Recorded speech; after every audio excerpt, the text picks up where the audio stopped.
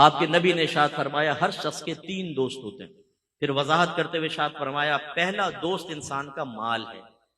جیسی موت آئی مال گیا. اور یہ یاد رکھیے گا جتنا مال چھوڑ کر مریں گے موت اتنی دردناک ہوگی. آپ کی لینڈ کروزر ادھر، جوتے، موزے، کپڑے، بڑا محل، جتنا آدمی مال چھوڑ کے مرتا ہے اتنی تکلیف زیادہ. آپ کے پاس 40,000 کا موبائل ہے، کوئی سنیچ کر کے لے جائے تو دکھ ہوگا نا، لیکن 1 لاکھ کا ہو تو، اور اگر 5 لاکھ کا بریف کیس چھین کر بھاگ جائے تو، اور اگر آپ کی دکان میں 2 کروڑ کی ڈکیتی کر کے چلے جائیں تو، جتنا زیادہ مال چھنتا ہے اتنی اذیت اور تکلیف زیادہ ہوتی ہے، جو ابھی ہمیں نہیں پتہ چل رہی ہے موت کے وقت ہوگی.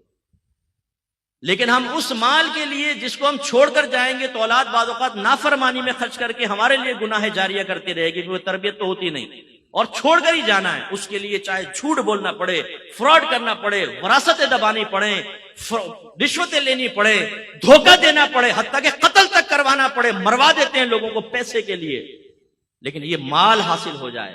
جیسی موت کا جھٹکا آئے گا گئے. حضرت سیٹھ جی کو فکر تھی 1 کے 10 کیجئے، موت آ پہنچی کہ صاحب جان واپس کیجئے.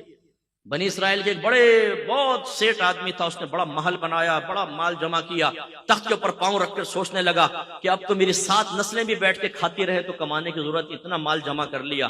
اچانک محل کا دروازہ بجا. اس نے خادم سے کہا جا کر دیکھو کون جاہلانہ طریقے سے بجا رہا ہے. وہ گئے تو دیکھا پورے پھٹے پرانے حال میں فقیر کھڑا ہے. انہوں نے کہا کیا بات ہے؟ کہا اپنے مالک کو میرے پاس بلاؤ. کہا کہ تیرا دماغ خراب ہے، ہمارا مالک تیرے پاس آئے گا، بھاگ یہاں سے. اندر گئے.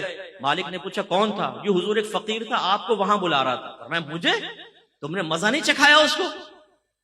پھر دروازہ زور سے بجا. خادم بھاگ کر گئے. کہنے لگے بھائی تو کیوں نوکری سے نکلوائے گا ہمیں؟ کیا چاہتا ہے؟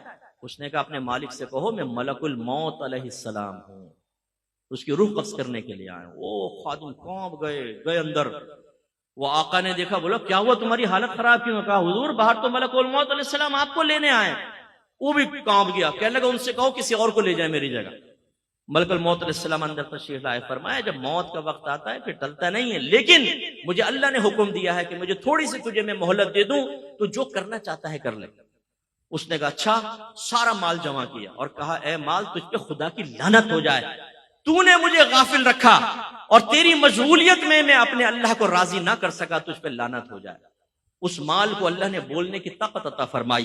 اس مال نے کہا لعنت مجھے نہ کر، اپنے آپ کو لعنت کر.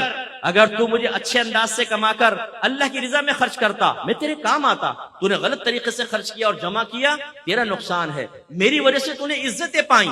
تو اس وقت بادشاہوں کے دربار میں چلا جاتا تھا جب دینداروں کو وہاں سے ہٹا دیا جاتا تھا. اس مال سے تو نے عیش کیا ہے، اپنے آپ کو ملامت کر. اور پھر حدیث روایت میں آتا ہے کہ ملک الموت علیہ السلام نے اس کی روح قبض کی اور وہ پہاڑوں کے برابر اپنی دولت کو دیکھتا ہوا مر گیا. بے فکر رہیں، یہ عنقریب اعلان ہوگا.